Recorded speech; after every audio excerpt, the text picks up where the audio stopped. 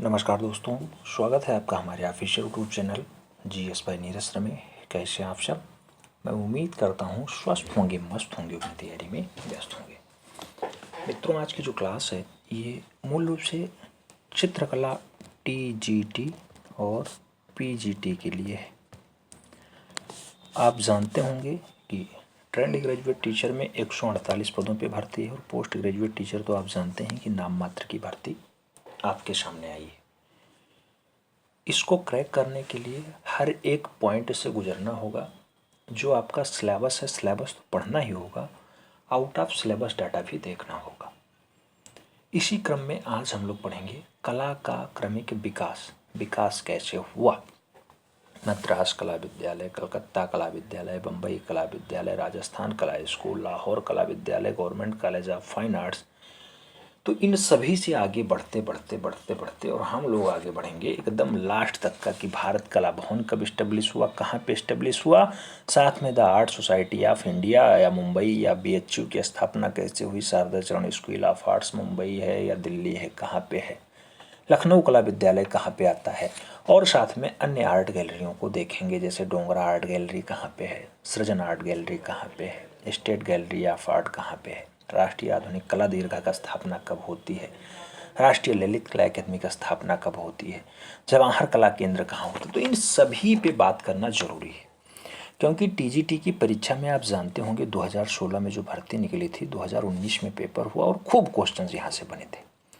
उससे पहले भी 2011 वाले में भी पूछा गया, 5 वाले में भी पूछा गया, 13 वाले में भी पूछा गया। तो हर जगह क्वेश्चंस बनता ही, इसे देखना बहुत ज़रूरी हो जाता है।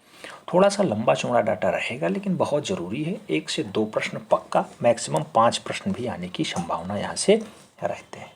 हर एक बिंदु को जो है सीरियसली लीजिएगा, एक भी पॉइंट हल्के में मत लीजिएगा कि ये तो बहुत हल्का है, हमने पढ़ रखा है, हमने ऐसा किया। ठीक है, जब आप सीरियसली लेंगे तभी आपका काम बन पाएगा।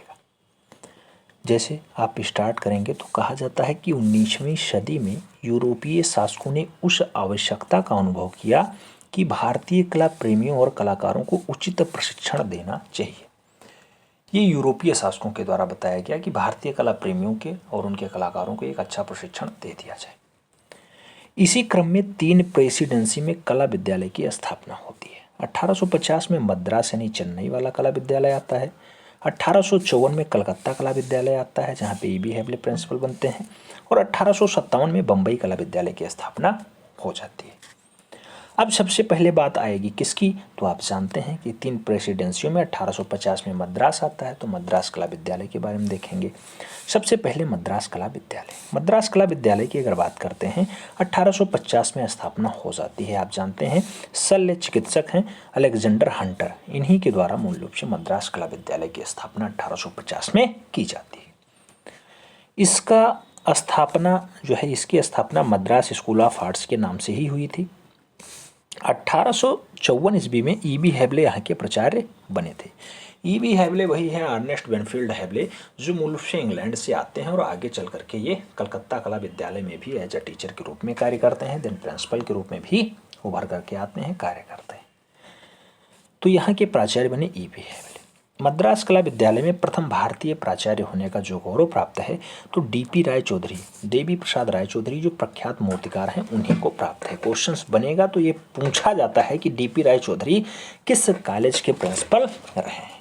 इसीलिए हमने कहा है कभी तो 1-2 क्वेश्चंस, कभी कभी 5-5 क्वेश्चंस आ जाते हैं। जैसे डीपी राय चौधरी से पूछ लिया गया तो मद्रास कला विद्यालय पूछ लिया गया, लखनऊ आर्ट कॉलेज के लिए पूछ लिया गया तो असित कुमार हल्दर आ जाएंगे। ऐसे बहुत सारे हैं तो उनसे क्वेश्चंस बनते हैं, इसलिए 4-5 भी हो जाते हैं। आगे अगर बात करें तो आगे कहा जाता है कि देवी प्रसाद राय चौधरी, देवी प्रसाद राय चौधरी 1929 ईस्वी में यहाँ पे प्राचार्य नियुक्त होते हैं, और 1957 में केसीएस पनिक्कर यहाँ के प्राचार्य नियुक्त होते हैं। तो केसीएस पनिक्कर कहाँ के प्राचार्य रहे हैं? केसीएस पनिक्कर जी 1957 में मद्रास कला विद्यालय में मूल रूप से प्रधानाचार्य के रूप में कार्य कर चुके हैं। वर्तमान समय में इसे government college of fine art कहा जाता है। याद रखना इस टाइम इसका नाम क्या है, तो government college of fine art Mumbai का नाम इसे दिया गया है। और बात करें आगे तो कहा जाता है सन 1961 ईस्वी में इसे government college of art and craft का नाम दे दिया गया था। Government college of art and craft का नाम 1961 में दिया गया, 1961 में दिया गया। 57 में केसीएस पनिक्कर यहाँ प्राचार्य बनते हैं। और उससे पहले इसका नाम क्या था? तो स्थापना के समय इसका नाम था Madras school of art, Madras school of art. समझ में आया? कौन प्रिंसिपल होता है? डीपी राय चौधरी प्रिंसिपल होते हैं। स्थापना कौन करता है? अलेक्जेंडर हंटर करते हैं। कब करते हैं? 1850 में करते हैं। समझ में आया? आगे बढ़ेंगे। कलकत्ता कला विद्यालय, ये दूसरा विद्यालय है। इसमें अगर बात करते हैं तो कलकत्ता कला विद्यालय की स्थापना 1900 नहीं 1854 ईस्वी में भारतीय तथा यूरोपीय सदस्यों के संयुक्त प्रयास से किया जाता है। लॉर्ड नॉर्थ बुक ने यहाँ पर कला दीर्घा की स्थापना की थी। तो ये पूछा जाता है कि लॉर्ड नॉर्थ बुक कहाँ पर कला दीर्घा खोलते हैं? तो वह स्थान होता है कलकत्ता, कलकत्ता का कला विद्यालय, याद रखना। A.H. लॉक यहाँ के पहले प्राचार्य बनाए जाते हैं जो लंदन के हैं। A.H. Lock, A.H. लॉक कहाँ के पहले प्राचार्य? तो पहले प्रिंसिपल A.H. लॉक होते हैं कलकत्ता कला विद्यालय के। सन 1864 ईस्वी में इसका नाम परिवर्तित कर दिया जाता है और गवर्नमेंट स्कूल ऑफ आर्ट्स कर दिया जाता है। तो ये क्वेश्चन पूछा जाएगा कि गवर्नमेंट स्कूल ऑफ आर्ट्स मूल रूप से नाम कब होता है कलकत्ता कला विद्यालय का? तो 1864 में होता है। 1896 ईस्वी में E.B. हेबले यहाँ के प्राचार्य नियुक्त होते हैं। E.B. हेबले मतलब अर्नेस्ट बेनफील्ड हेबले, वही E.B. हेबले हैं जो आगे चल करके अवनी बाबू को थोड़ा सा प्रमोट करते हैं और बंगाल स्कूल की स्थापना हो जाती है। अवनींद्रनाथ टैगोर जो है 1905 से 1915 तक कलकत्ता कला विद्यालय के प्रथम भारतीय प्राचार्य भी रहे हैं, पहले भारतीय प्राचार्य भी रहे हैं अवनींद्रनाथ टैगोर। ये पूछा जाता है अवनी बाबू से क्वेश्चंस कि अवनी बाबू मूल रूप से कलकत्ता कला विद्यालय के प्रिंसिपल कब रहे? तो वो रहे 1905 से 1915 तक। आगे सन 1951 ईस्वी में इसे पूर्णतः डिग्री कॉलेज के रूप में परिवर्तित कर दिया गया और इसका नाम जो हो गया वो government college of arts and craft कर दिया गया। किसका नाम किया गया? Government college of arts and craft. तो ये कलकत्ता कला विद्यालय का नाम किया गया था। कलकत्ता कला विद्यालय का नाम government college of arts and craft हो जाता है 1951 में हो जाता है। आगे अगर बात करते हैं तो अगला नाम आता है बम्बई कला विद्यालय का। तीसरा कला विद्यालय बम्बई ही था। आप जानते हैं 3 कला विद्यालय, एक 1850 में आया था मद्रास, उसके बाद 54 में आया था कलकत्ता और जो है 57 में आया था बम्बई कला विद्यालय। इसकी स्थापना हुई थी। तो बम्बई कला विद्यालय की स्थापना कब होती है? 1857 में होती है। जॉन ग्राफिक्स 1865 ईस्वी में बम्बई कला विद्यालय के पहले प्राचार्य नियुक्त होते हैं। 1866 ईस्वी में बम्बई कॉलेज का प्रबंधन तत्कालीन सरकार द्वारा अपने हाथों में ले लिया जाता है। तो 1866 में जब हाथ में गवर्नमेंट आ जाए, यानी गवर्नमेंट के हाथों में ये चला जाएगा, उसके बाद थोड़ा सा लंबा चौड़ा डाटा निकलेगा। फिर कहा जाता है लॉकवुड किपलिंग को वास्तु और मूर्तिकला के शिक्षक के रूप में नियुक्त किया गया। तो लॉर्ड किपलिंग या लॉकवुड किपलिंग कहाँ पे एज अ मूर्तिकला के शिक्षक के रूप में कार्य किए हैं? तो बम्बई कला विद्यालय में एज अ टीचर के रूप में मूर्तिकला विभाग में कार्य किए। 1914 ईस्वी में आर्किटेक्चर कोर्स को पृथक मान्यता मिल जाती है। कहाँ पे? तो आर्किटेक्चर को अलग एक सब्जेक्ट के रूप में बम्बई कला विद्यालय मान्यता दे पाता है। आगे बात करेंगे तो आगे कहा जाता है कि सन 1923 ईस्वी में द इंडिया रूम नामक गौरवशाली योजना यहाँ के प्राचार्य ग्लैडस्टोन सोलोमन ने आरंभ किया। कौन सा? द इंडिया रूम नामक गौरवशाली योजना किसने स्टार्ट की? ग्लैडस्टोन सोलोमन के द्वारा आरंभ होता है। स्वतंत्रता के बाद वासुदेव आदुरकर प्रथम भारतीय अधीक्षक नियुक्त होते हैं। कहाँ पे? तो पहले भारतीय अधीक्षक भी नियुक्त होते हैं। कौन? वासुदेव आदुलकर नियुक्त होते हैं। ये बम्बई कला विद्यालय के नियुक्त होते हैं, याद रखना। आगे कहा जाता है सन 1935 ईस्वी में चार्ल्स जेराल्ड ने यहाँ पर व्यावसायिक कला को पाठ्यक्रम में सम्मिलित करवाया और 1958 में स्वतंत्र संस्थान जे इंस्टीट्यूट ऑफ अप्लाइड आर्ट्स के रूप में जाना गया। तो जे स्कूल ऑफ आर्ट्स, इसीलिए जे इंस्टीट्यूट ऑफ फाइन आर्ट्स के लिए पूछा जाता है कहाँ पे है? तो बम्बई लगाया जाता है। राइट आंसर, बम्बई लगाया जाता है। ये था आपका बम्बई कला विद्यालय जो 1857 में एस्टेब्लिश होता है। उसके बाद कला का विकास कैसे बढ़ता है? Rajasthan school of arts Jaipur में मूल रूप से 1857 में एक कॉलेज खोला जाता है। इसे देखेंगे। राजस्थान स्कूल की स्थापना मूल रूप से 1857 ईस्वी में सवाई मान सिंह द्वितीय ने मदरसा ए हुनरी के नाम से किया था। राजस्थान स्कूल ऑफ आर्ट्स का स्थापना के समय नाम क्या था? तो मदरसा ए हुनरी था। किसने एस्टेब्लिश किया था? सवाई राम सिंह ने किया था। डॉक्टर CS वैलेंटाइन यहाँ के पहले प्राचार्य नियुक्त हुए। डॉक्टर CS वैलेंटाइन पहले प्राचार्य कहाँ के नियुक्त होते हैं? तो Rajasthan school of arts Jodhpur के नहीं, जयपुर के नियुक्त होते हैं, जिसको मदरसा हुनरी कहा जाता था। सवाई राम सिंह द्वितीय ने जिसे एस्टेब्लिश किया था। राजस्थान का एकमात्र स्नातकोत्तर ललित कला महाविद्यालय कौन है? तो राजस्थान का एकमात्र स्नातकोत्तर यानी स्नातक आप जहां से कर सकते हैं वो है Rajasthan school of arts Jaipur. आगे बात करेंगे तो आगे कहा जाता है कि राजस्थान कला महाविद्यालय को असित कुमार हलधर, शैलेंद्र नाथ डे, हिरणमय राय चौधरी, कुशल मुखर्जी जो है प्राचार्य और उपाचार्य के रूप में विकसित किया है। तो राजस्थान कला महाविद्यालय जयपुर वाला जो है, इसमें आप जानते हैं कि 1924 में 1924 में असित कुमार हलधर जी प्रिंसिपल बन के आते हैं, इसका कार्य करते हैं। आगे चल करके शैलेंद्र नाथ डे भी यहाँ प्रिंसिपल बनते हैं, हिरणमय राय चौधरी भी यहाँ प्रिंसिपल बनते हैं, कुशल मुखर्जी भी यहाँ कार्य किए हैं। तो इन लोगों का बहुत खास योगदान रहा है मदरसा हुनरी कॉलेज को आगे बढ़ाने के लिए। 1857 में मदरसा हुनरी की स्थापना राम सिंह द्वितीय के द्वारा की जाती है। समझ में आया? अगर Rajasthan school of arts Jaipur समझ में आ गया हो तो हम लोग आगे बढ़ेंगे तो लाहौर कला विद्यालय देखेंगे। लाहौर कला विद्यालय को भी बहुत सारे भारतीय जो है प्रिंसिपल और प्राचार्य के रूप में जाकर के इसे आगे बढ़ाते हैं। लाहौर कला विद्यालय की अगर बात करते हैं 1875 ईस्वी में इसकी स्थापना होती है। तत्कालीन गवर्नर होते हैं मेयो। तो मेयो के सम्मान में the Mayo school of arts industrial art नाम इसे दिया गया था। The Mayo school of industrial art इसे नाम दिया गया था। लॉर्ड मेयो के सम्मान में इसका नाम ऐसा पड़ा था लाहौर कला विद्यालय का। लाहौर कला विद्यालय की स्थापना कब होती है? 1875 ईस्वी में होती है। आगे अगर बात करें तो आगे कहा जाता है जॉन लॉकवुड किपलिंग यहाँ के पहले प्राचार्य, प्रथम प्राचार्य नियुक्त होते हैं। कहाँ के?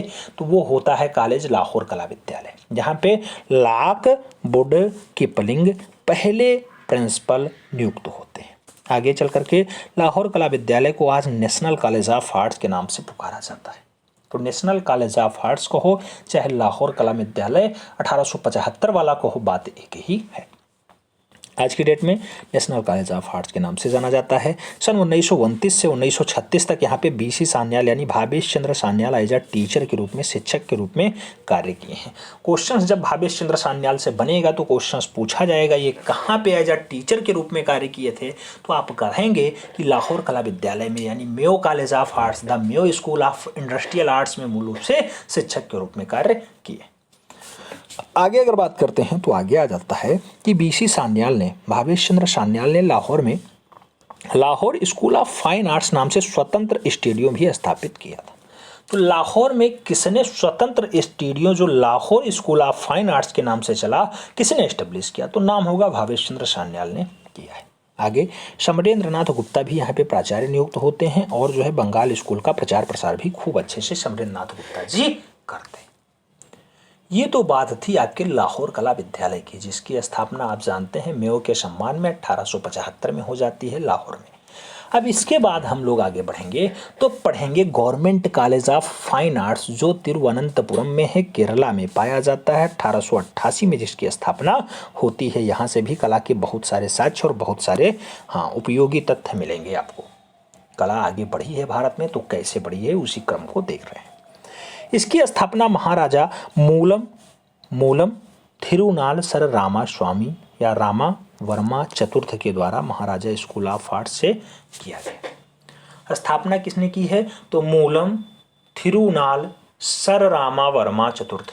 बहुत बड़ा नाम है, केरल का नाम है तो ऐसा नाम होगा। फिलहाल जो क्वेश्चंस बनेगा पूछा जाएगा महाराजा स्कूल ऑफ आर्ट्स कहाँ पर है, तो केरला में है, याद रखना। आगे 1975 ईस्वी में इसे परिवर्तित करके कॉलेज ऑफ फाइन आर्ट के नाम से कर दिया गया और केरल विश्वविद्यालय से इसे ऐड कर दिया गया।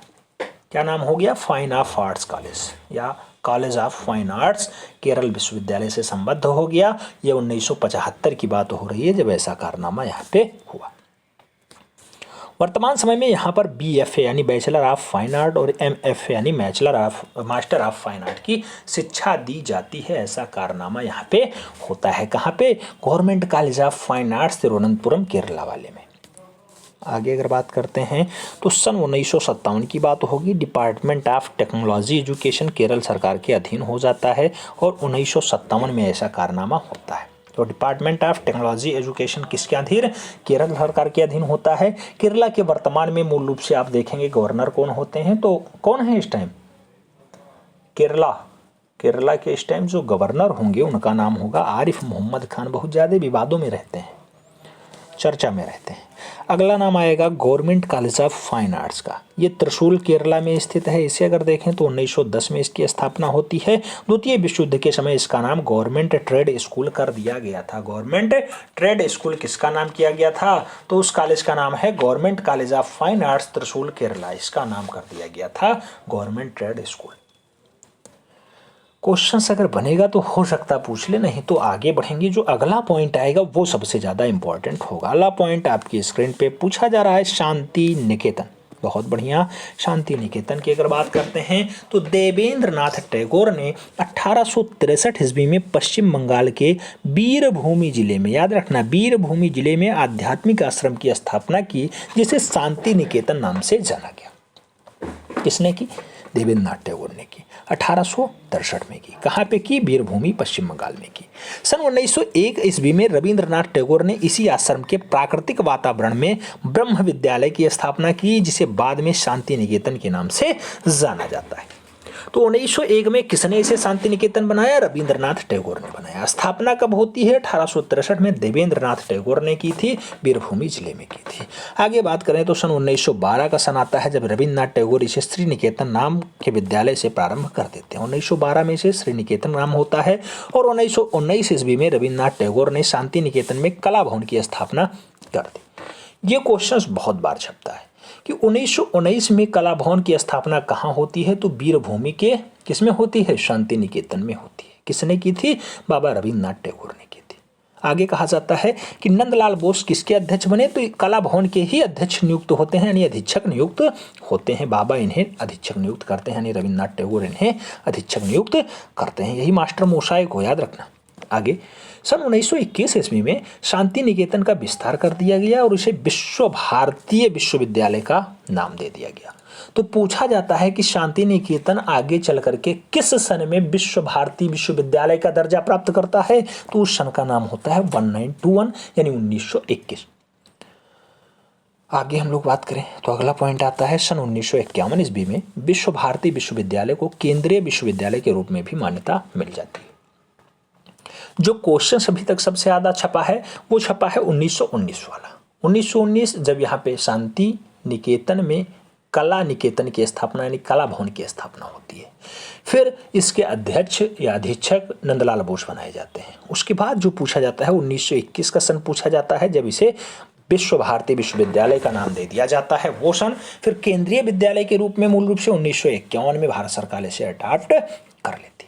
आगे बात करेंगे तो कहा जाता है यही विश्व भारतीय विश्वविद्यालय में भारत में पहली बार ललित कला संकाय भी प्रारंभ हुआ था। भारत में ललित कला की स्टार्टिंग, भारत में ललित कला की पढ़ाई कहाँ स्टार्ट होती है? तो सबसे पहले शांति निकेतन में ही स्टार्ट होती है। आगे बात करेंगे तो आगे कहा जाता है कला भवन में पृथक पुस्तकालय, कला भवन में पृथक माने अलग पुस्तकालय और नंदन म्यूजियम भी है और यहाँ से वार्षिक जनरल नंदन भी प्रकाशित होता है। तो ये पूछा जाता है कि वार्षिक जनरल नंदन नाम से पत्रिका कौन छपती है, कहाँ से छपती है? तो वो शांति निकेतन से ही छपती है। शांति निकेतन मतलब विश्व भारती विश्वविद्यालय जो केंद्रीय स्तर पे है 1951 में, 1921 में तो ये विश्वविद्यालय का दर्जा पाता है। ये बात हो गई शांति निकेतन की। समझ में पूरा आ गया?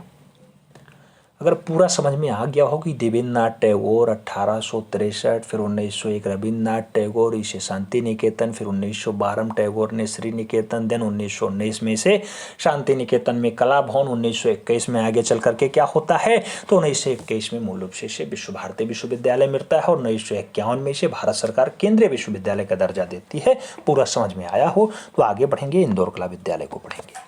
इंदौर कला विद्यालय की अगर बात होगी तो 1927 का सन होता है जब इसकी स्थापना होती है। बात करेंगे इंदौर कला विद्यालय की। इंदौर कला विद्यालय की स्थापना का श्रेय दात्रात्रेय दामोदर देवलालीकर को जाता है। ये वही देवलालीकर हैं जिन्होंने हुसैन को मूल रूप से, मकबूल फिदा हुसैन को कला की शिक्षा इंदौर में ही दी थी। तो वही है, इसकी स्थापना का श्रेय दत्तात्रेय दामोदर देवलालीकर को ही जाता है। इंदौर कला विद्यालय के अध्यक्ष भी कौन रहे? तो देवलालीकर जी ही रहे हैं। इंदौर कला विद्यालय को चित्रकला मंदिर के नाम से भी जाना जाता है। तो पूछा जाएगा चित्रकला मंदिर कौन सा कला विद्यालय जाना जाता है? तो वो इंदौर का कला विद्यालय जाना जाता है। आगे बात करेंगे तो कहा जाता है नारायण श्रीधर बेंद्रे, देवकृष्ण जटाशंकर जोशी, विष्णु चंचालिकर, GM सोलंगवांकर, मकबूल फिदा हुसैन आदि कलाकार ने इसी कला महाविद्यालय को गौरवान्वित किया है। यानी नारायण श्रीधर बेंद्रे हों, चाहे मकबूल फिदा हुसैन हों, चाहे आगे करके GM सोलंगवांकर हों या फिर देवकृष्ण जटाशंकर जोशी हों, सभी लोगों का संबंध जो रहा है उनका संबंध इंदौर कला विद्यालय से रहा है। इंदौर कला विद्यालय के बाद हम लोग पढ़ेंगे लखनऊ कला विद्यालय। लखनऊ कला विद्यालय की अगर बात करते हैं तो पूछा जाता है सन 1917 ईस्वी में इसका नाम क्या था? तो government college school of arts and craft रहा। लखनऊ कला विद्यालय 1892 में इस्टेब्लिश होता है। इसके पहले प्राचार्य तो नाथानियन हार्ड किसके पहले प्राचार्य यानी पहले प्रिंसिपल बनाए जाते हैं? तो लखनऊ कला विद्यालय के बनाए जाते हैं। 1925 ईस्वी में असित कुमार हल्दर आते हैं, लखनऊ कला विद्यालय के प्रथम भारतीय प्राचार्य नियुक्त होते हैं। आगे चल करके 1956 ईस्वी में सुधीर रंजन खास्तगिर यहाँ के प्राचार्य नियुक्त होते हैं और इन्होंने 3 नए पाठ्यक्रम, सेरामिक हो गया, होम क्राफ्ट्स हो गया और प्रिंट मेकिंग हो गया, इसको भी सम्मिलित करवा दिया। किसने? सुधीर रंजन खास्तगिर ने 1956 में ये सब पाठ्यक्रम में ऐड करवाया था। कहाँ वाले में? लखनऊ कला विद्यालय। नाम याद रखना, डाटा इंपॉर्टेंट है, जो भी क्वेश्चंस था आपको बताया जा रहा है। लखनऊ कला विद्यालय अगर समझ में आ गया हो तब हम लोग आगे बढ़ें और शारदा चरण उकील ऑफ आर्ट्स नई दिल्ली का कॉलेज देखते हैं। शारदा चरण उकील स्कूल ऑफ आर्ट्स नई दिल्ली 1926 में एस्टेब्लिश होता है। सन 1969 ईस्वी में यहाँ 3 वर्षीय चित्रकला डिप्लोमा तथा 1 वर्षीय अप्लाइड आर्ट डिप्लोमा प्रदान किए जाने का प्रावधान भी हो जाता है। इसका प्रारंभिक आधुनिक कलाकार शारदा चरण उकील द्वारा स्थापित किया गया। तो इसके आधुनिक कलाकार कौन होते हैं? शारदा चरण उकील ही होते हैं। यहाँ से बहुत लंबा चौड़ा क्वेश्चंस नहीं पूछा जाएगा। इसके बाद नाम आएगा वनस्थली विद्यापीठ का। तो वनस्थली विद्यापीठ कहाँ पे है? राजस्थान में है। स्थापना कब होती है? 1937 में यानी 1937 में होती है। तो इसे देख लेते हैं। 1935 ईस्वी में वनस्थली विद्यापीठ की स्थापना हीरा लाल शास्त्री ने श्री शांताबाई शिक्षा कुटीर नाम से की थी। शांताबाई शिक्षा कुटीर के नाम से 1935 में इसकी स्थापना होती है। 43 में इसे वनस्थली नाम दे दिया जाता है। 1943 में इसे वनस्थली नाम दे दिया जाता है। 1937 में देवकी नंदन शर्मा ने वनस्थली विद्यापीठ में चित्रकला विभाग की स्थापना कर दी। तब से इसे चित्रकला विभाग की स्थापना के रूप में जाना जाता है, इसीलिए 1937 का नाम आता है। नहीं तो आप जानते हैं वनस्थली विद्यापीठ 1935 में स्थापित होता है, लेकिन जब चित्रकला विभाग आता है तब इसकी स्थापना 1937 मान लिया जाता है। ठीक है। वनस्थली विद्यापीठ भारत का एकमात्र संस्थान है जो भित्तीय मतलब दीवाली पे चित्रण मूल रूप से जयपुर तकनीकी, आयरस और इटालियन तकनीकी का प्रशिक्षण देता है। तो आज भी वनस्थली विद्यापीठ मूल रूप से आपको भित्तीय चित्रण और जयपुर तकनीकी का आराइस चित्रण का जो है तकनीकी का विकास समझाता है और बताता है, प्रशिक्षण देता है। बात करें सन 1953 की, तो 1953 में वनस्थली विद्यापीठ में भित्तीय चित्रण समर कैंप का आयोजन होता है। तो 1953 में समर कैंप आयोजित होता है वनस्थली विद्यापीठ राजस्थान में। ये बात थी वनस्थली विद्यापीठ के बारे में। वनस्थली विद्यापीठ के बाद जो कॉलेज का नाम आएगा उसका नाम होगा कॉलेज ऑफ आर्ट्स नई दिल्ली। कॉलेज ऑफ आर्ट्स कहाँ पे है? नई दिल्ली में है। 1942 में स्थापना होती है। 1942 में नई दिल्ली कला विद्यालय का प्रारंभ शिक्षा मंत्रालय के द्वारा किया जाता है। 1972 ईस्वी में यह कला विद्यालय का दिल्ली विश्वविद्यालय से संबंध होता है और पाठ्यक्रमों को नवीन तरह से नवगठन हो जाता है। किसका? कॉलेज ऑफ आर्ट्स नई दिल्ली का 1972 में विलय हो जाता है और इसका जो पाठ्यक्रम है वो भी सेम हो जाता है। आगे बात होगी तो अगला नाम आएगा MS विश्वविद्यालय बड़ोदरा। यहाँ से बहुत सारे कलाकार पढ़े लिखे हैं, तो याद रखना, डाटा इंपॉर्टेंट है। इसका मिलान में नाम पूछ लेता है। MS विश्वविद्यालय कहाँ पे है? बड़ोदरा गुजरात में है। 1950 में इसकी स्थापना होती है। देश के प्रथम ललित कला विभाग के रूप में स्थापित संस्थान कौन सा है? तो एमएस विश्वविद्यालय। एमएस विश्वविद्यालय 6 संकायों में विभक्त है, यानी 6 भागों में बांटा गया। तो 6 संकाय किसके हैं? एमएस विश्वविद्यालय बड़ौदा के हैं। एमएस विश्वविद्यालय के बाद कर्नाटका चित्रकला परिषद बेंगलुरु के बारे में थोड़ा सा देख लीजिए। 1964 में स्थापना होती है। 1983 ईस्वी में यहाँ कला विद्यालय कॉलेज ऑफ फाइन आर्ट्स के रूप में विकसित कर दिया जाता है। 1983 में इसे क्या कर दिया जाता है? कला विद्यालय कॉलेज ऑफ फाइन आर्ट्स के रूप में विकसित कर दिया जाता है। थोड़ा सा लंबा डाटा होता है, लेकिन जो है आगे चल करके विकसित हो जाता है। 19-20 साल का समय लग जाता है। आगे कॉलेज ऑफ आर्ट्स चंडीगढ़ की अगर बात होगी तो 1951 में स्थापना होती है। 1962 में यह कला विद्यालय गवर्नमेंट कॉलेज ऑफ आर्ट्स के नाम से पंजाब की राजधानी चंडीगढ़ में स्थापित हो जाता है। वही चंडीगढ़ जहाँ पे रॉक गार्डन स्थित है, आप जानते हैं रॉक गार्डन यानी कि चट्टानों का बगीचा, हाँ चंडीगढ़ में है। अगला पॉइंट आता है, इसका संचालन चंडीगढ़ सरकार के हाथों में होता है। किसका संचालन? तो चंडीगढ़ का। चंडीगढ़ का संचालन किसके हाथों में होता है? तो ये मूल रूप से चंडीगढ़ सरकार के हाथों में होता है और इसे पंजाब विश्वविद्यालय से संबद्ध कर दिया गया है। अगला नाम आएगा राजस्थान विश्वविद्यालय जयपुर का। राजस्थान विश्वविद्यालय जयपुर की बात होगी तो राजस्थान विश्वविद्यालय जयपुर में भी कुछ कार्य हुए हैं। 1988 की बात हो रही है राजस्थान विश्वविद्यालय की, 1988 की बात हो रही है।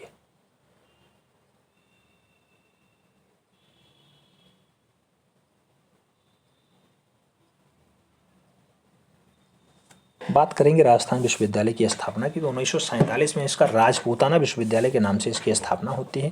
1974 ईस्वी में यहाँ पे एमए चित्रकला विभाग जो है प्रारंभ किया जाता है। राजस्थान विश्वविद्यालय में सन 1986 ईस्वी में दृश्य कला विभाग की भी स्थापना हो जाती है। दृश्य कला विभाग कब स्थापित होता है?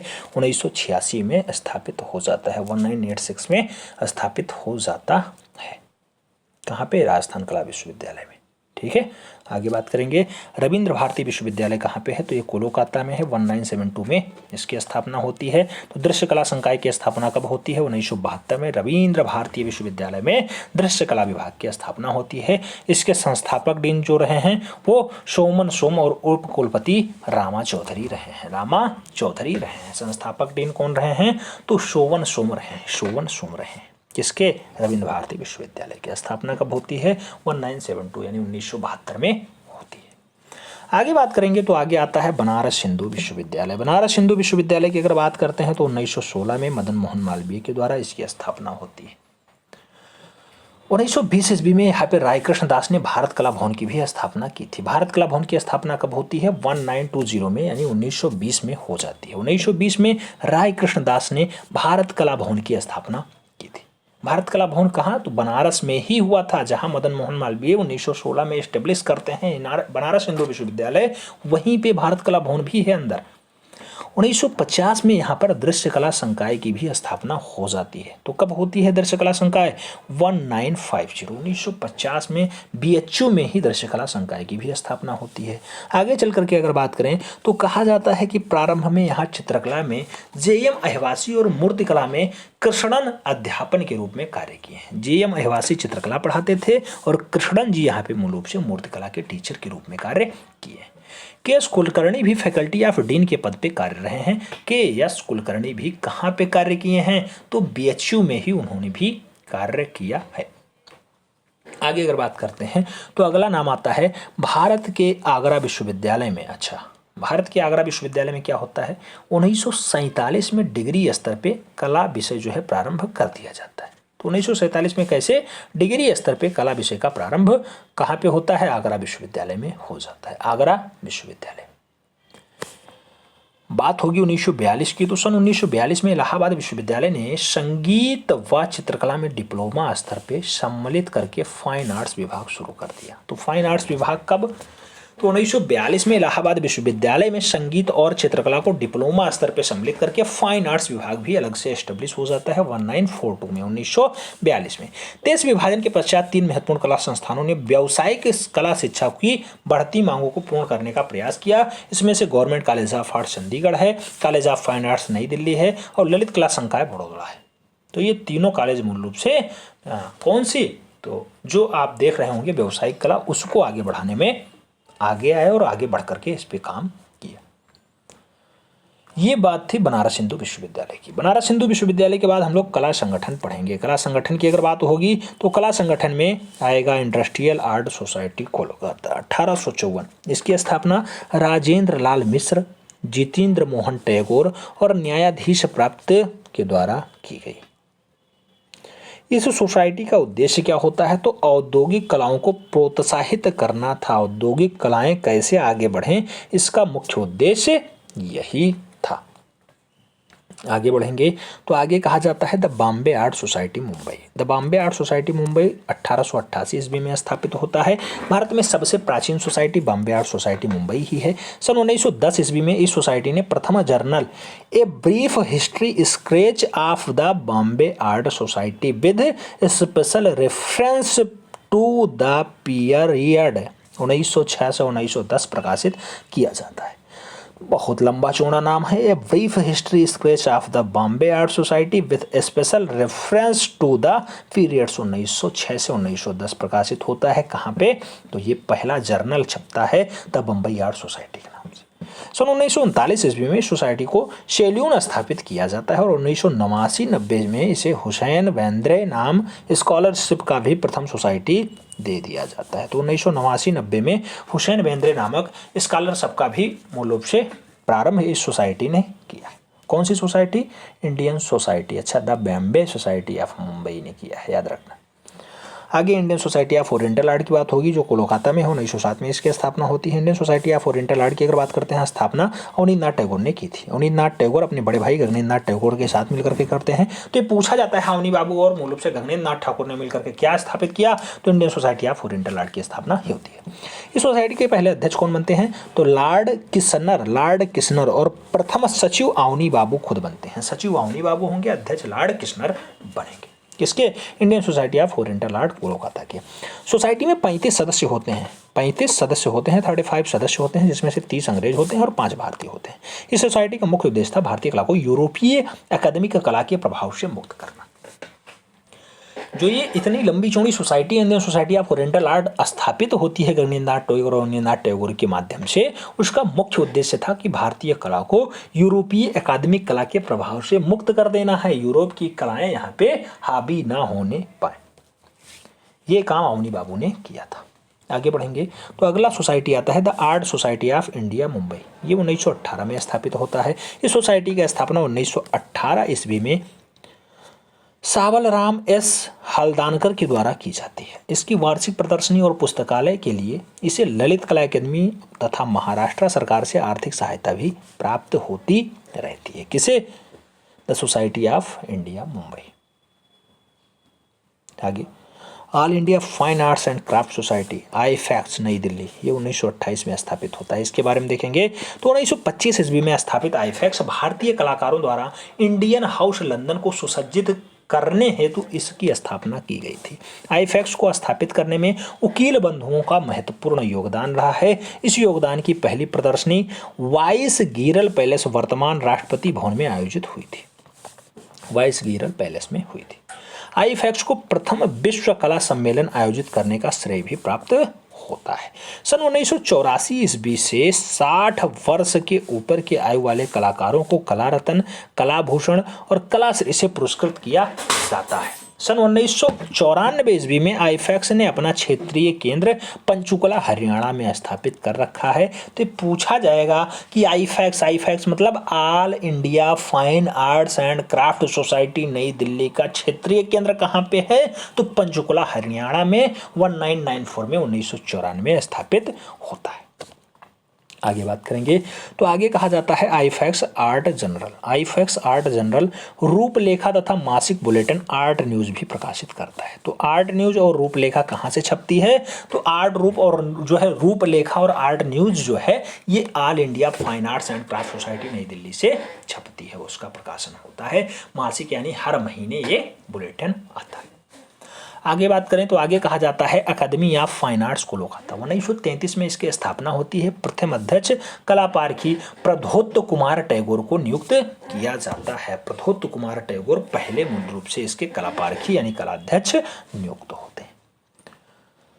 आगे अगर बात करेंगे तो अगला पॉइंट आएगा Birla academy of arts and craft का। Birla academy of arts and craft कहाँ पे है? कोलकाता में है। 1967 में स्थापना होती है।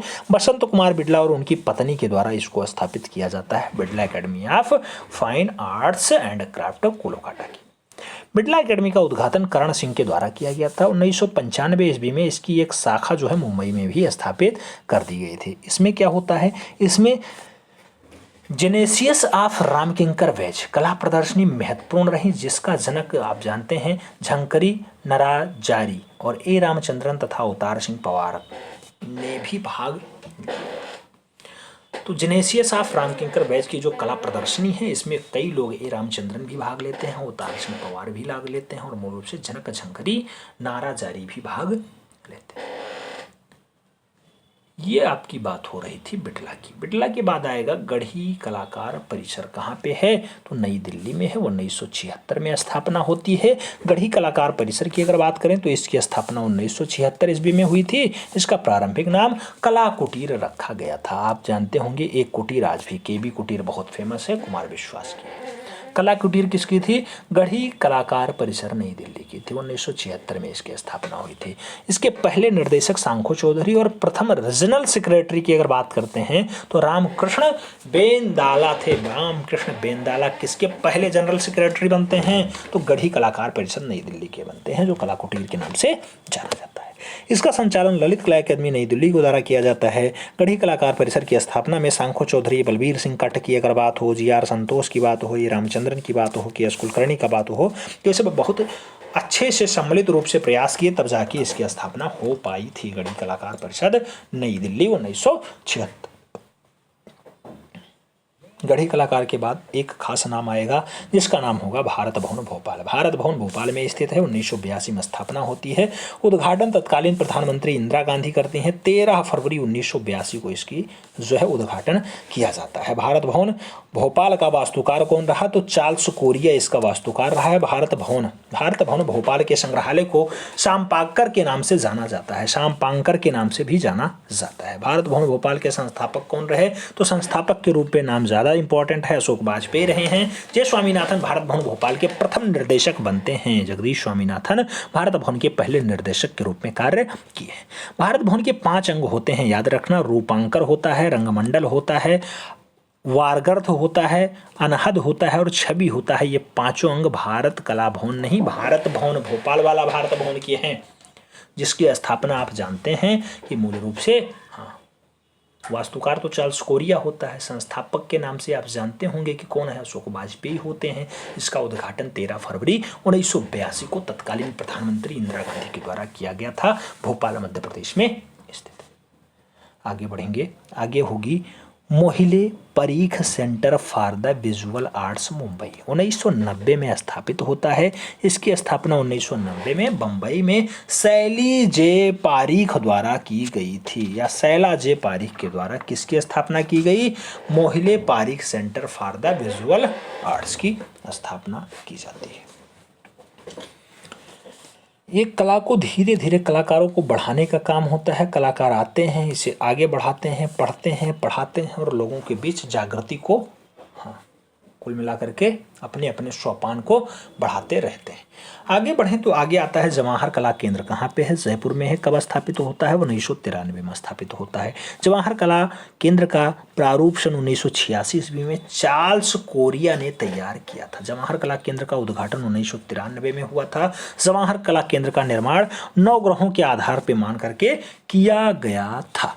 बात करें राष्ट्रीय ललित कला अकादमी की, क्वेश्चंस खूब छपेगा। स्थापना कब होती है? 1954 में होती है। कब होती है? 5 अगस्त 1954 को तत्कालीन शिक्षा मंत्री मौलाना अबुल कलाम आजाद के द्वारा नई दिल्ली में किया गया था।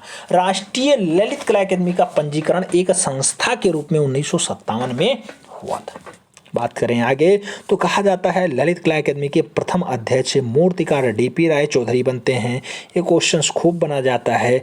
और पहले सचिव कौन बनाए जाते हैं? तो वारदा चरण वकील बनाए जाते हैं। शारदा चरण वकील के बड़े भाई हैं वारदा चरण वकील, इन्हें पहला सचिव बनाया जाता है ललित कला अकादमी नई दिल्ली, जो 1954 5 अगस्त 1954 को स्थापित होता है। आगे 1955 में राष्ट्रीय ललित कला अकादमी वार्षिक कला प्रदर्शनी 1974, 75, 76 को छोड़ करके करती रही है। हर साल जो है वार्षिक कला प्रदर्शनी होती रहती है।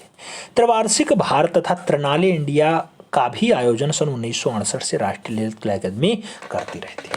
चाहे त्रैवार्षिक भारत को हो, चाहे वो त्रिनाले को हो, त्रिनाले इंडिया का जो है आयोजन भारतीय ललित कला अकादमी के द्वारा, जिसकी स्थापना आप जानते हैं कि 5 अगस्त 1954 को मौलाना अबुल कलाम आज़ाद ने किया था, वो करती रहती है। हर तीसरे साल मूल रूप से त्रिनाले अवार्ड भी मिलता है, त्रिनाले इंडिया का आयोजन भी होता रहता है। राष्ट्रीय ललित कला अकादमी कला संवाद नामक पत्रिका का भी प्रकाशन करता है। तो पूछा जाता है कला संवाद कहाँ से छपता है, तो मूल रूप से ललित कला अकादमी नई दिल्ली से ही छपता है। राष्ट्रीय ललित कला अकादमी नई दिल्ली से छपता है कला संवाद। आगे तो समसामयिक कला पत्रिका कला, ललित कला और कला का कंटेम्परेरी भी प्रकाशित होता है। कहाँ से, तो ललित कला अकादमी नई दिल्ली से ही प्रकाशित होता है। प्रथम ललित कला अकादमी रत्न, जिसे कला रत्न कहा जाता है, किसे मिला, तो यामिनी रंजन राय को मिला, 1955 में मिला। भारत का पिकासो जिन्हें कहा जाता है, उन्हें सबसे पहले कला रत्न दिया गया। ललित कला अकादमी के क्षेत्रीय केंद्र बिंदु कौन कौन से हैं, तो क्षेत्रीय केंद्र बिंदु की अगर बात करते हैं तो ललित कला अकादमी के क्षेत्रीय केंद्र बिंदु में दिल्ली है, चंडीगढ़ है, लखनऊ है, कलकत्ता है, चेन्नई है, भुवनेश्वर है, शिमला है। तो शिमला, भुवनेश्वर, चेन्नई, कोलकाता, लखनऊ, चंडीगढ़ और दिल्ली में मूल रूप से ललित कला अकादमी का क्षेत्रीय केंद्र भी स्थापित हो चुका है। राष्ट्रीय आधुनिक कला दीर्घा नई दिल्ली की अगर बात करते हैं तो ये दूसरा है, 1954 में इसकी भी स्थापना होती है, राष्ट्रीय आधुनिक कला दीर्घा। इसकी अगर बात करते हैं तो इसके लिए 29 मार्च 1954 को राष्ट्रीय आधुनिक कला दीर्घा का उद्घाटन हरमन गोयत्स को इसका अध्यक्ष बनाया जाता है। एनजीएमए की एक शाखा मुंबई में सन 1996 ईस्वी में कोवासाजी जहांगीर संग्रहालय में स्थित होती है। एनजीएमए की दूसरी शाखा बेंगलुरु में 2009 में स्थापित होती है। एनजीएमए की औपचारिक उद्घाटन 1954 ईस्वी में राष्ट्रपति होते हैं एस राधाकृष्णन और प्रधानमंत्री पंडित जवाहरलाल नेहरू की उपस्थिति में किया जाता है। एनजीएमए मतलब राष्ट्रीय आधुनिक कला दीर्घा नई दिल्ली।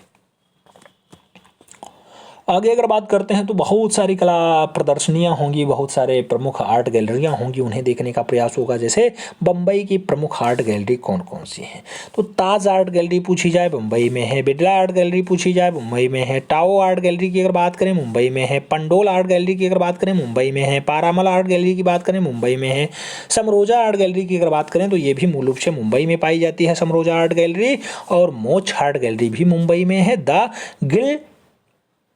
गिल्ड आर्ट गैलरी कहाँ पे है, ये भी मुंबई में है। और बोधी आर्ट गैलरी की अगर बात करें तो ये भी मुंबई में ही स्थित है, जिसमें बिरला आर्ट गैलरी इंपॉर्टेंट है, ताज आर्ट गैलरी इंपॉर्टेंट है, दोनों मुंबई में है, याद रखना।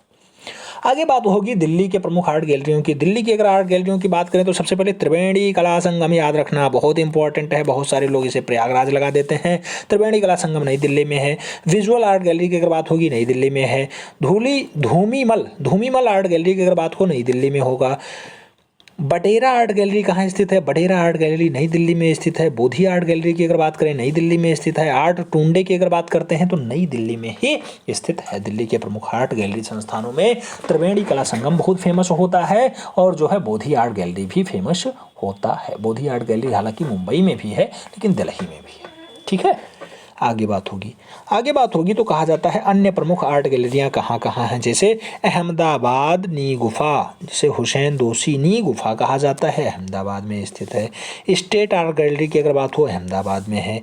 स्टेट गैलरी ऑफ आर्ट की अगर बात हो हैदराबाद में है। State art gallery Ahmedabad, state gallery of art अगर आ जाए तो हैदराबाद। स्टेट आर्ट गैलरी मूल रूप से गुवाहाटी में भी है। और आगे बात करें तो वेंकटप्पा आर्ट गैलरी पूछा जाता है। वेंकटप्पा आर्ट गैलरी कहाँ पे है, तो बेंगलुरु में है, आईटी सिटी बेंगलुरु में। रुचिका आर्ट गैलरी तो खूब छपा है। रुचिका आर्ट गैलरी आप जानते हैं प्रमोद सावंत का बेल्ट होता है, गोवा में स्थित है। चित्रकूट आर्ट गैलरी की अगर बात करते हैं कोलकाता में है। अमृता आर्ट गैलरी पूछा गया क्वेश्चन से, याद रखना। अमृता आर्ट गैलरी बाबा का शहर है गोरखपुर, नाथ संप्रदाय का शहर है गोरखपुर में अमृता आर्ट गैलरी स्थित है। और रेनेसा आर्ट गैलरी भी बहुत फेमस है। रेनेसा आर्ट गैलरी मिलान में पूछा गया क्वेश्चन से, बेंगलुरु में स्थित होता है। आगे बात करें तो आगे आता है महात्मा गांधी आर्ट गैलरी कहाँ स्थित है, तो महात्मा गांधी आर्ट गैलरी इलाहाबाद में स्थित है। और निराला आर्ट गैलरी कहाँ स्थित है, तो निराला आर्ट गैलरी के लिए भी आप प्रयागराज ही चुनिएगा, प्रयागराज। ABC आर्ट गैलरी की अगर बात करते हैं तो ABC आर्ट गैलरी कहाँ पे है? वाराणसी में है। जबकि डोंगरा आर्ट गैलरी खूब पूछा गया है, डोंगरा आर्ट गैलरी कहाँ पे है? तो डोंगरा आर्ट गैलरी भी जम्मू में पाया जाता है। मिलान करने में कई बार पूछा गया है, डाटा याद रखना क्योंकि आपको परीक्षा निकालना है, 148 फतेह करना है। सृजन आर्ट गैलरी की अगर बात करते हैं तो यह आगरा में स्थित है। जबकि चित्रकुशी आर्ट गैलरी कहाँ स्थित है? तो चित्रकुशी आर्ट गैलरी कानपुर में स्थित है। कानपुर में चित्रकुशी आर्ट गैलरी स्थित है। ये तो अन्य प्रमुख आर्ट गैलरियों की बात हुई, जिसमें स्टेट गैलरी आप गुवाहाटी वाला भी देखे हैं, रुचिका आर्ट गैलरी गोवा वाला भी देखे हैं और रेनेसा आर्ट गैलरी बेंगलुरु वाला भी देखे हैं। अब थोड़ा सा नाम जहांगीर आर्ट गैलरी मुंबई के नाम। जहांगीर आर्ट गैलरी मुंबई 1952 में मुंबई के काला घोड़ा क्षेत्र में स्थित जहांगीर आर्ट गैलरी की स्थापना कोवासजी जहांगीर द्वितीय के द्वारा किया गया। कोवासजी जहांगीर द्वितीय ने किसकी स्थापना की? जहांगीर आर्ट गैलरी की कहाँ पे है? मुंबई में है। कब होती है? 1952 में होती है। जहांगीर आर्ट गैलरी का वास्तुकार कौन होता है? तो दुर्गा वाजपेयी जहांगीर आर्ट गैलरी को बनाता है। डाटा इंपॉर्टेंट है, याद रखना। डाटा इंपॉर्टेंट है, आपको याद रखना होगा। क्यों? क्योंकि आपको देखना है कि क्वेश्चंस कहाँ से छप सकता है। अब बात होगी मूल रूप से इंटरनेशनल आर्ट प्रमोशन सेंटर की। तो इंटरनेशनल आर्ट प्रमोशन सेंटर नई दिल्ली में ही है। 1986 में इसकी स्थापना होती है और पुष्प बेलता के द्वारा की गई थी। पुष्पा बेलता कहो चाहे पुष्पा बेताला कहो, बेताला, पुष्पा बेताला लिखा हुआ है, पुष्प बेलता कई जगह आता है।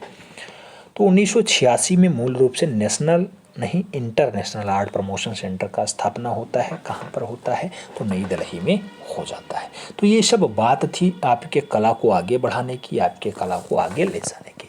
फिलहाल एक पुस्तक का नाम आप लोग जरूर बताइए। बुद्ध की छवि की उत्पत्ति पुस्तक के लेखक कौन है? बुद्ध की छवि, बुद्ध की छवि, बुद्ध की छवि की उत्पत्ति पुस्तक के लेखक कौन है? कमेंट बॉक्स में छाप दीजिएगा। दो ऑप्शंस में दे रहा हूँ, A.K. स्वामी और A.K. स्वामी के साथ साथ रायकृष्ण दास। रायकृष्ण दास। सही जवाब क्या होगा? बुद्ध की उत्पत्ति, बुद्ध की छवि की उत्पत्ति पूछा गया है तो इसका जो सही जवाब होगा A.K. स्वामी होगा, यानी आनंद कोटिश कुमार स्वामी होगा। उम्मीद है सब कुछ समझ में आ गया होगा। आपके जो भी क्वेश्चंस इंपॉर्टेंट थे आपको कराने का प्रयास किया गया। कभी कभी जो है आप जानते होंगे कि क्षेत्रीय सांस्कृतिक केंद्र पूछ लिया जाता है। जैसे आप जानते हैं कि प्रयागराज में है उत्तर मध्य वाला, उत्तर मध्य क्षेत्रीय सांस्कृतिक केंद्र प्रयागराज में है। जबकि नागपुर में दक्षिण मध्य क्षेत्रीय सांस्कृतिक केंद्र हो जाता है। तो दक्षिण वाला नागपुर में है, उत्तर वाला उत्तर मध्य कहाँ पे आता है? प्रयागराज में आ जाता है। ऐसे उत्तर पूर्व क्षेत्रीय सांस्कृतिक केंद्र पूछे तो दीमापुर नागालैंड लगाइएगा और पश्चिम क्षेत्रीय सांस्कृतिक केंद्र पूछे तो उदयपुर राजस्थान लगा लीजिएगा। जबकि पूर्वी क्षेत्रीय सांस्कृतिक केंद्र की अगर बात हो तो कोलकाता लगाइएगा और मूल रूप से मध्य क्षेत्रीय सांस्कृतिक केंद्र तो आप जानते हैं प्रयागराज है। उत्तर क्षेत्रीय सांस्कृतिक केंद्र पटियाला पंजाब लगाइएगा और दक्षिण मध्य क्षेत्रीय सांस्कृतिक केंद्र नागपुर महाराष्ट्र लगाइएगा। दक्षिण क्षेत्रीय सांस्कृतिक केंद्र की अगर बात हो तो तंजावुर महाराष्ट्र नहीं तमिलनाडु लगा करके अपना काम चला लीजिएगा। हमें उम्मीद है सब कुछ समझ में आया होगा आपके। आप यहाँ से जो से 4 से 5 प्रश्न, कभी कभी तो 7-8 प्रश्न भी बन जाते हैं, उन्हें कवर कर लेंगे। क्लास बहुत इंपॉर्टेंट है, मिस नहीं करना है क्योंकि आपको एक एक नंबर जोड़ करके फाइनली टीजीटी आर्ट एक ही बार में फतेह करना है। मिलते हैं नेक्स्ट में, तब तक के लिए जय हिंद।